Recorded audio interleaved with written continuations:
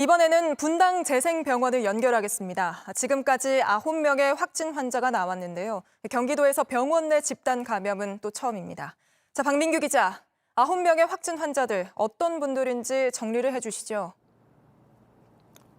네, 입원했던 환자 가운데 3명 그리고 보호자 1명입니다. 감염이 된 이렇게 4명 모두 나이가 70대에서 80대입니다. 말씀드린 4명을 제외하고 나머지 5명은 의료진입니다.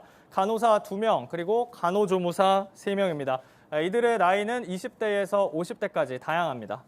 예, 그런데 이게 모두 한 병동과 관련이 있다고요?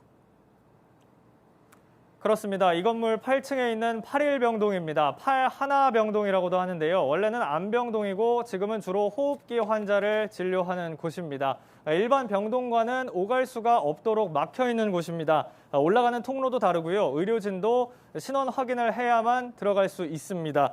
사실상 격리병동이라고도 볼 수 있는데 확진 환자, 그중에서도 입원 환자 3명은 모두 지난주 이 병동에서 폐암 치료를 받았습니다. 예, 그렇게 폐쇄적인 곳이라면 병동 안에서 전파된 게 아닌가 싶은데 역학조사 결과라든가 확인이 된 게 있습니까? 감염된 의료진 5명도 모두 이 병원 소속이기는 합니다. 하지만 그럴 가능성은 크지만 아직 정확한 결과는 나오지가 않았습니다. 일단 병원과 보건당국은 환자 3명의 8일병동 입원 기간이 겹친다는 사실에 주목합니다. 지난주죠. 지난달 25일에서 28일까지 나흘입니다.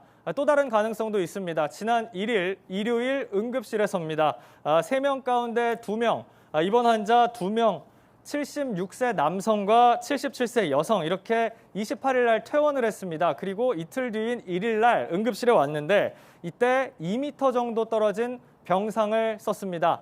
이른바 밀접 접촉을 한 걸로 조사가 된 건데 말씀드린 8일병동과는 달리 응급실 의료진은 검사 결과 모두 음성 판정을 받았습니다. 네, 잠시만요, 박민규 기자. 그러면 퇴원한 다음 다시 응급실에 왔고 또 바로 확진 판정을 받았다 이런 건가요?